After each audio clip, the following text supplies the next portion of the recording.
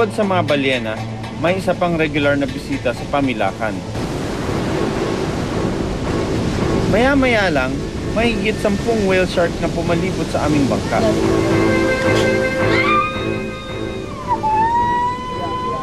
Ito kasi mga butanding, nakanganga sila sa'yo, nakanganga sila sa bangka, tapos ang laki-laki nila. As in, yung one particular whale shark na nakita namin, as in, kasi laki siya ng bass sa paningin ko. So, sobra akong I've seen butanding for several times already, pero hindi pa rin ako nasasanay sa laki nila. Wow! Laki! Sobrang laki!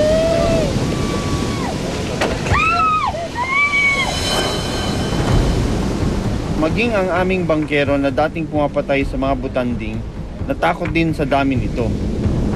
Yan! Kasa! Daligan mo, may lura!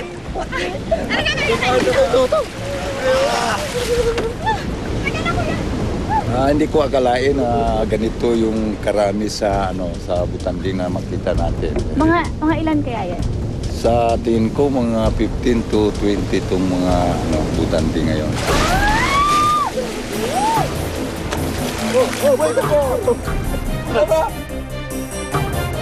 Tulad ng mga balyena, ang saganang planktons o malilit na organismong pagkain sa pamilakan ang pakay ng mga butanding.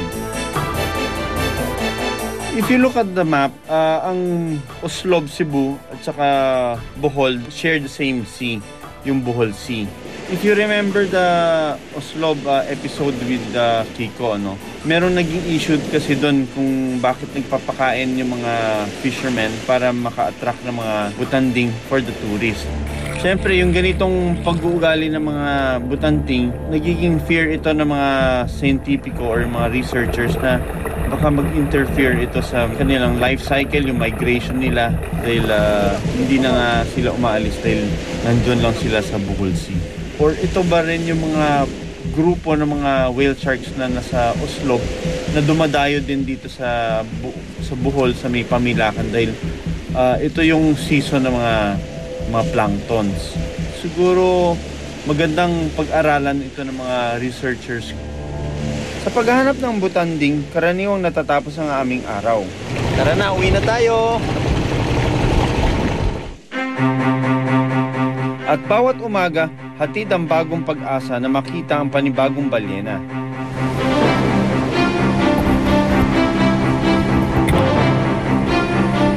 Kaya nga ganun na lang ang tuwa namin nang makita ang isang fluke o buntot ng isang bagong balyena. Eh, fluke! Woo! Ha? Fluke! Iba! Eh, fluke!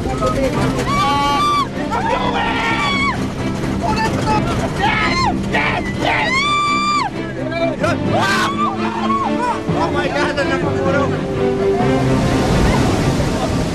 Wow, bigla kaming na-energize, we don't know where that energy came.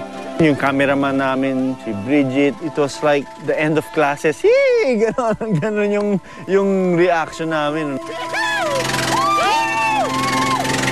Noel! Second time! Woo! Bukod sa mga dambuhalan ng dagat, binisita ko rin ang mga iba't iba pang mga hayop sa isla.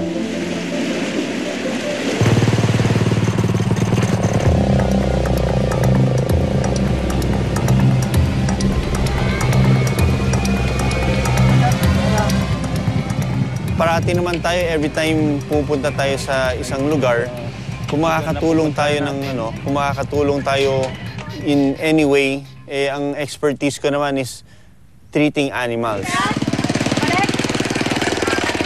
Mag-interact tayo with the community and meron akong konting dalang gamot dito. So tignan natin kung may mga alaga sila at tanong natin kung ano yung buhay nila ngayon na wala ng hunting ng mga whales. Ito, hinanda ko yung antibiotics para doon sa aso. Ang problema, natatakot silang hawakan kasi pag hawakan na, pwedeng magat. Nagdala ako ng dewormer at antibiotic. Tapos, Gusto nating makipag-connect dun sa parte ng isla sa likod. Kung saan yun yung mga fishermen talaga.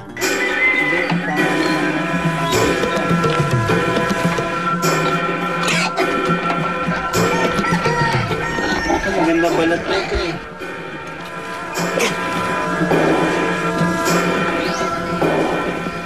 Oh, nanto. Bagong panganak siya. Native.